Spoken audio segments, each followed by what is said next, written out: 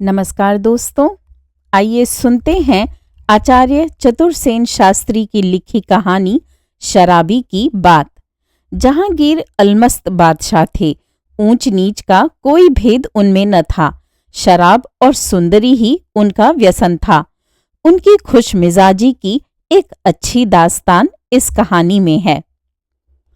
सम्राट जहांगीर मुगल वंश का एक निराला बादशाह था। वह दौला मौला स्वभाव का आदमी था।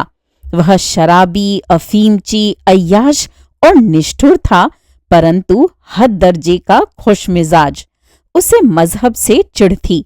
जब वह युवराज था तो अपने पिता सम्राट अकबर की विद्वानों की सोहबत और धर्म चर्चा का मजाक उड़ाया करता था।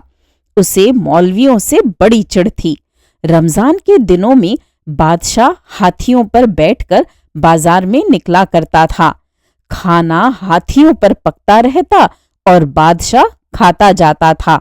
वह मुल्लाओं को तंग करने के लिए उन्हें अपने हाथ से खाना देता था और दरबारी कायदे के अनुसार उन्हें खाना पड़ता था, वरना शेरों से फड़वा डालने का भय था जो पास ही दरबार में बंधे रहते थे।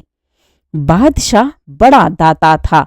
यदि किसी को कुछ देता तो 1 लाख से कम न देता था।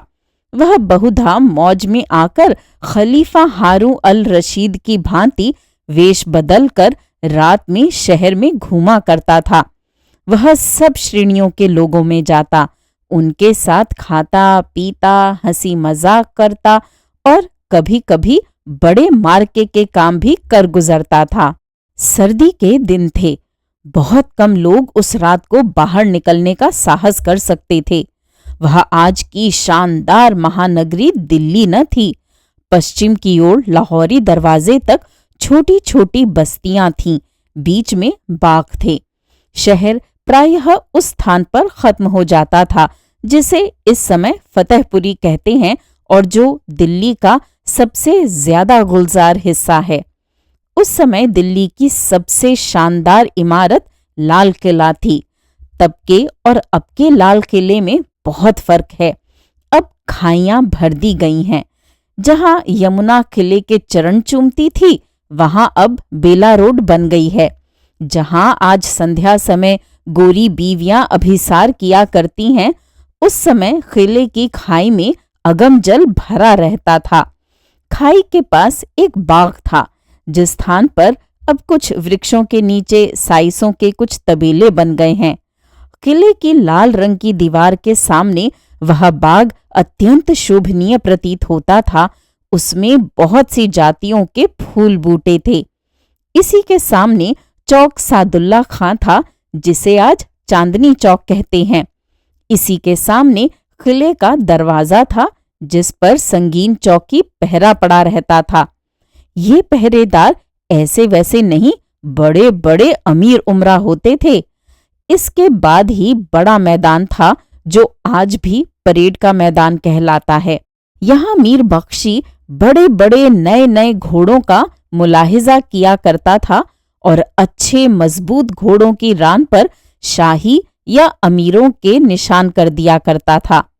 बाजार में ज्योतिषी नजूमी मैले कालीन का एक टुकड़ा बिछाए बैठे रहते थे, जिनके सामने एक बड़ी सी किताब खुली पड़ी रहती थी, जिसमें ग्रहों के चित्र बने रहते थे। सामने रमल फेंकने के पासे होते थे। बुर्की ओढ़े स्त्रियां इनके पास पतियों को वश में करने की या युद्ध से लौटाने की अथवा पुत्र होने की विधियां बहुधा पूछने को ठठ की ठठ जुटी रहती थीं। बाजार के बरामदों में दिन भर माल सजा रहता था। यहीं बैठकर दुकानदार ग्राहकों को पटाते थे। इनके पीछे कोठरियां होती थीं, जहां रात को माल रखकर ताला बंद कर दिया जाता था।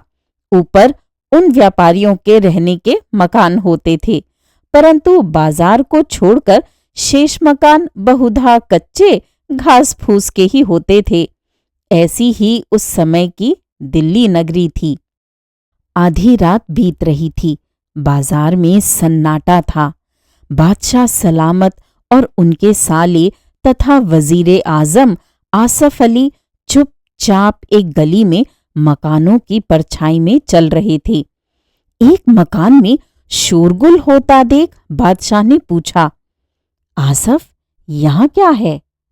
जहांपना, कोई शराब का अड्डा मालूम होता है। ये बदनसीब इतनी रात तक यहाँ बैठे शराब पिया करते हैं और इनके बाल बच्चे, जहांपना, वे अपना खून पीते बाट देखते रहते होंगे। भीतर चलो, मैं देखूंगा यहाँ किस किस्म के लोग हैं। आसफ चुपचाप सिर झुकाकर आगे आगे हो लिया। पीछे पीछे बादशाह भी चला। दोनों एक रुई का साधारण लबादा ओढ़े थे। इनकी तरफ किसी ने भी ध्यान न दिया। सब अपनी धुन में मस्त थे। दोनों कनखियों से शराबियों को देखते हुए आगे बढ़ रहे थे। इन्हें देखकर कोई हंस देता, कोई रो देता, कोई बोतल और चुक्कड़ सामने करता, कोई मुंह ही बना देता। एक जुलाहा अकेला बैठा ठर्रे के चुक्कड़ पे चुक्कड़ चढ़ा रहा था। बादशाह ने उसके पास बैठकर कहा, कहो दोस्त, खूब उड़ रही है। मजे में पियो यार, अभी आधी बोतल भरी है, जेब में खना खन है, आज ही एक अद्धी बेची थी, खूब पियो। कहकर उसने खूब खिलखिलाकर हंसने के बाद चुक्कड़ भरकर बादशाह के हाथ में दिया। बादशाह ने चुक्कड़ लेकर कहा, यार, बड़े मालदार मालूम पड़ते हो, काम क्या करते हो? जुलाहा हूं भाई, मालदार वह जो बेगम हो।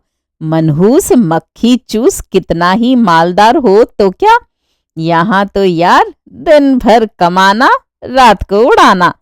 पियो दोस्त, जी चाहे जितनी पियो। बादशाह ने चुक्कड़ पीकर कहा, सच कहो दोस्त, घर में बीवी बच्चे भी हैं या फकत दम ही?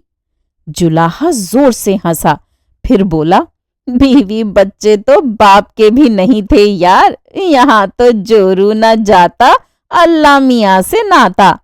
पियो दोस्त, तुम तो तकल्लुफ करते हो। नहीं दोस्त, बादशाह ने कहा, तुम दर हकीकत बड़े जिंदा दिल हो यार। हमारी तुम्हारी दोस्ती पक्की होनी चाहिए, ये नहीं कि यहाँ से निकले और भूल गए। मंजूर है, तब कल घर आओ तो वह दावत दूं कि जिसका नाम, वह खाना खिलाऊं कि तुम्हारे फरिश्तों ने भी न देखा हो। बोलो मंजूर? मंजूर। जुलाहे ने बादशाह के हाथ पर हाथ मारकर कहा, देखना वादा खिलाफी न करना। वाह, ये भी कोई बात है। हाँ दोस्त, तुम्हारा नाम क्या है? सिकंदर जुलाहा, तमाम विलायत में नाम मशहूर है। जरूर आना यार, वह दावत दूंगा और शराब पिलाऊंगा कि खुश हो जाओ। बादशाह हंसकर उठ खड़े हुए। सिकंदर भी उठा। बादशाह के हाथों में हाथ दिए झूमता झामता शराब खाने से बाहर निकला।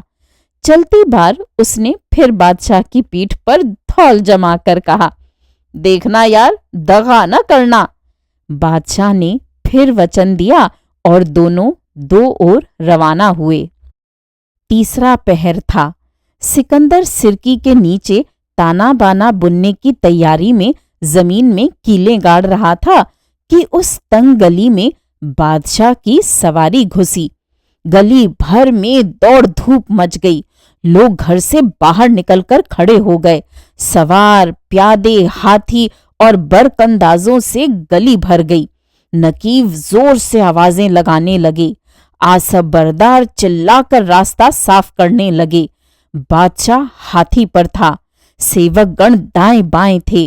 गुलाम लोग सिकंदर जुलाहे का घर पूछते हुए सवारी के आगे आगे चल रहे थे। सिकंदर कोलाहल सुनकर द्वार में आ खड़ा हुआ।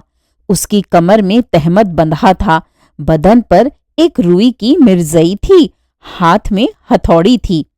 ख्वाजा ने पूछा, सिकंदर जुलाहे का कौन सा घर है? यही है, सिकंदर ने अचकचाकर कहा। और सिकंदर कहाँ है? मैं ही सिकंदर हूं। तब होश करो मियां, बादशाह सलामत तुम्हारे घर दावत खाने आ रहे हैं। सिकंदर की आंखें फटी की फटी रह गईं। कुछ देर उसके मुंह से आवाज नहीं निकली। वह चुपचाप घर के भीतर चला गया। दरवाजे पर बादशाह का हाथी बैठाया गया। बादशाह अपने अनुचरों के साथ उस छोटे से छप्पर के घर में घुस गया। सिकंदर ने आंख उठाकर भी बादशाह को न देखा। वह समझ गया था कि रात का मेहमान कौन था। वह धड़ाधड़ हथौड़ी को कीलों पर ठोकने लगा और चिल्लाकर कहने लगा, जो शराबी की बात पर एतबार करे वह इस हथौड़ी से पीटने के काबिल है। बादशाह ये सुनकर ठहाका मारकर हंस दिया। उसने उसका हाथ पकड़कर कहा, क्या दोस्त, ऐसी ही दोस्ती होती है।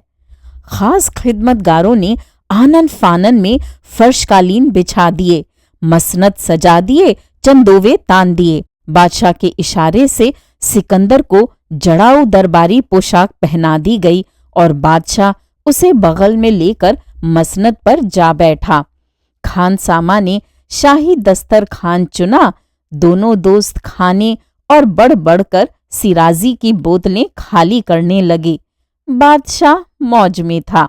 वह बीच बीच में ठहाका मारकर हंस देता था, परंतु सिकंदर भय से पीला पड़ रहा था। खा पीकर जब बादशाह जाने लगा तो उसने कहा, वाह दोस्त, खूब मजा आया, शुक्रिया। सिकंदर के मुंह से अब भी बोलना निकला। बादशाह ने हाथ मिलाया और चल दिया। सिकंदर जुलाहे का दारिद्र्य दूर हो गया। वह एक बड़ा अमीर बना दिया गया और बादशाह ने खास तौर से उसके लिए आलीशान महल बनवा दिया। और जब सिकंदर ने एक अमीर की खूबसूरत लड़की से शादी की तो बादशाह ने एक बार फिर उसके घर आकर उसकी दावत मंजूर की, उसके साथ खाना खाया और शराब पी। श्रोताओं, अभी आप सुन रहे थे आचार्य चतुरसेन शास्त्री की लिखी कहानी शराबी की बात। उम्मीद है ये कहानियाँ आपको पसंद आ रही होंगी। मेरे चैनल पर आने के लिए और इन कहानियों को सुनने के लिए धन्यवाद।